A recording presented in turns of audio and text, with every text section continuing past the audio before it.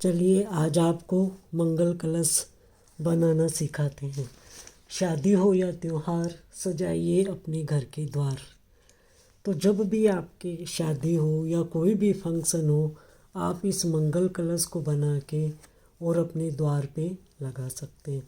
तो सबसे पहले हमें क्या करना है, सबसे पहले हमें इस मंगल कलश को बनाने के लिए एक कागज़ के ऊपर है वो कटिंग ले लेनी है। कागज़ के ऊपर कटिंग है वो हमें मंगल कलश की बनानी है, और साथ में ही इस मंगल कलश के हमें नारियल है, नारियल की भी एक कटिंग है वो लेनी है। तो चलिए अब मंगल कलश को है हम हैंडमेड सीट के ऊपर है इस मंगल कलश की है वो हम कटिंग कर लेते हैं। तो मंगल कलश की कटिंग इस हैंडमेड पे करने के बाद हमारे पास इस तरीके से कटिंग आती है। अब इसके बाद हम क्या करते हैं कि जो हमने नारियल की कटिंग की थी, तो इस नारियल की कटिंग है वो भी हम इस हैंडमेड सीट के ऊपर रख कर और इसकी कटिंग कर लेते हैं, जो हमारे पास इस तरीके से आती है। अब इसमें एक बात ध्यान देने योग्य है कि यदि आपके पास हैंडमेड सीट नहीं है तो कोई बात नहीं, कितने सारे शादी के कार्ड आते हैं, तो शादी के कार्ड से भी हम मंगल कलश बना सकते हैं। अब इस मंगल कलश को कटिंग के बाद हम क्या करते हैं, इसको हम फेविकोल से है वो इस कटिंग को हम कार्डबोर्ड पे है वो चिपका देते हैं। अब जब कार्डबोर्ड के ऊपर इस कटिंग को चिपकाने के बाद हमने जो नारियल की कटिंग की है उस कटिंग को भी हम इसके पीछे है वो लगा देते हैं।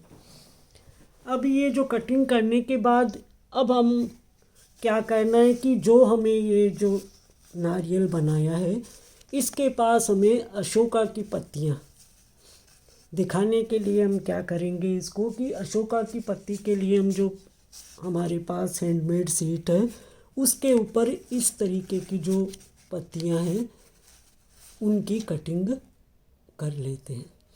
हाँ, एक टिप्स जो मैं आपको और देना चाहूँगी, उसमें क्या होगा कि जो ये हमने मंगल कलश बना रखा है, तो जो भी आपके पास राखियाँ होती है प्लीज़ आप उनको फेंकें नहीं। तो जो राखियाँ हैं वो मंगल कलश में, या आप कोई भी DIY बनाते हो या कोई भी आप रंगोली बनाते हो हैंडमेड, तो उसके अंदर आपके ये जितनी भी राखियाँ होती है ये सारी राखियाँ आपके काम आ जाती है। तो इसमें अब हम क्या करेंगे कि जो हमने ये कटिंग की है इस कटिंग के अंदर हम ये सेरेमिक कोन मार्केट में आते हैं, तो सेरेमिक कोन से हम क्या करते हैं, इसके अंदर जो डिज़ाइन है वो डिज़ाइन हम इसके अंदर ड्रॉ कर लेंगे। अब ये जितनी भी डिज़ाइन है ये आपकी क्रिएटिविटी के ऊपर निर्भर करेगा कि आपको किस तरीके से डिज़ाइन बनानी है।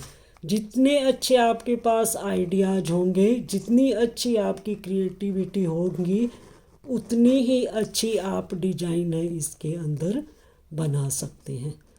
तो ये डिज़ाइन बनाने के बाद जब ये डिज़ाइन सूख जाएगी, तो सूखने के बाद हम क्या करेंगे कि इसके अंदर हमारे पास मोती भी हो सकते हैं, या जो आपके पास ये राखियाँ होती है अलग अलग, इन राखियों के अंदर आपके पास क्या होगा कि आपको स्टोन भी मिल जाएंगे, इनमें आपको मोती भी मिल जाएंगे।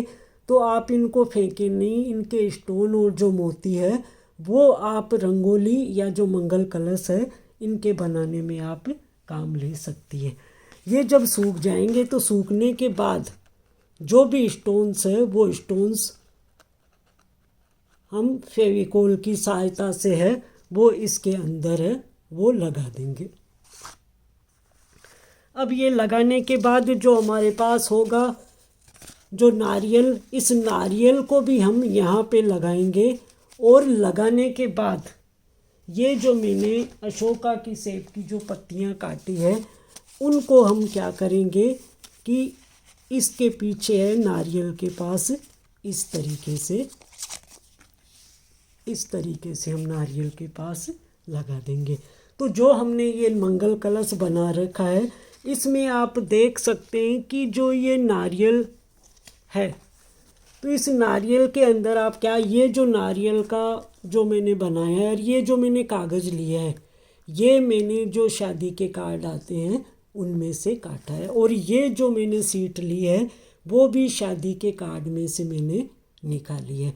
और यहाँ पे ये जो बांध रखा है मैंने, ये राखी है ना। तो आपको मार्केट से ऐसा कोई सामान लाने की आवश्यकता नहीं है। घर में ही आपके पास जो वेस्ट मटेरियल है, जैसे शादी के कार्ड है, राखियाँ हैं, या जो स्टोन्स है, ये सभी आप यूज करके इस मंगल कलश को बना सकते हैं।